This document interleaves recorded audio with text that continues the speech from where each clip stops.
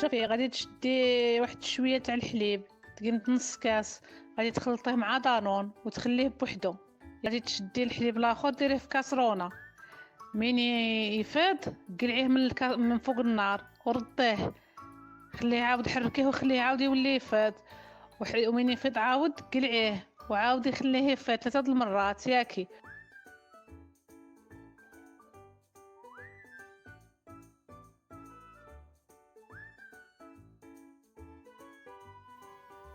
اهلا. في الفيديو ديال اليوم غادي ندير لاول مره الرايب. المصدر ديال هاد الوصفه ماما. درت شويه ديال الحليب مع دانون وخلطته وخليته، زدت معاهم الفاني وزدت معاهم معلقه ديال السكر وفيضت الحليب 3 ديال المرات كما قالت لي ماما.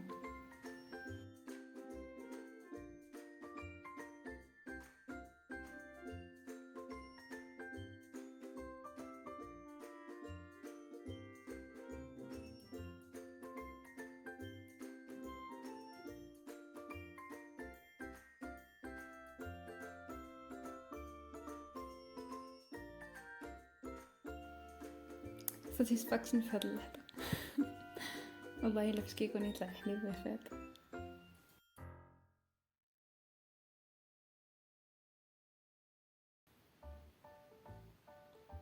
تسنيتو حتى دفا، كبيتو في الكيسان. المهم صراحه تبعت المراحل كما قالت لي نيشان.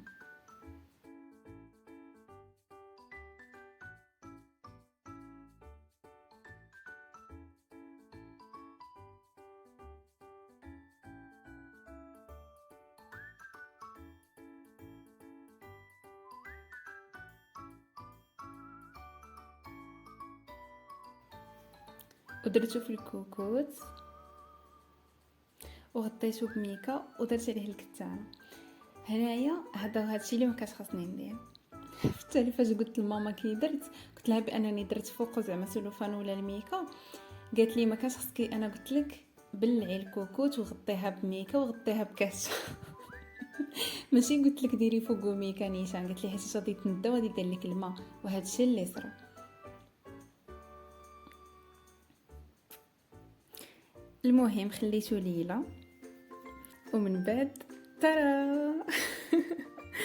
ما جمدش. ما عرفتش علاش، واش انا ما درتش شي حاجه نيشان ولا الحليب خاسر، حيت صراحه ما شفتش لاضات.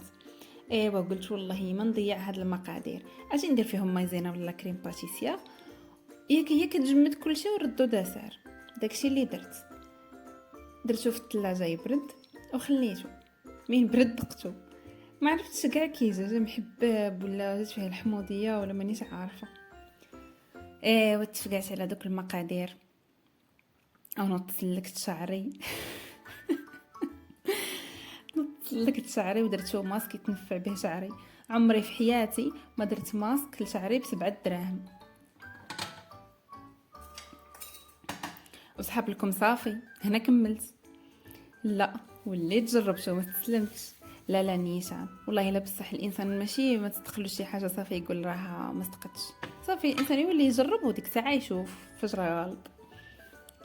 واخيرا جمد. وصافي فرحت وجيت ندير بحال اللي كيديروا في يوتيوب، وقلبت الكاس الاول ما هودش، قلبت الكاس الزاوج كان فيه هذاك الماء كان بسبابي انا، حيت نورمالمون ما كانش خصني ندير فوقو نيشان سلوفان. قلبت الكاس الثالث. تزلع ماشي مشكل، المهم هو صدق صافي وانا فخوره. وهذا الشيء اللي كاين. كنتمنى يعجبكم الفيديو، وكنتمنى تجربوا اي حاجه جاتكم في بالكم.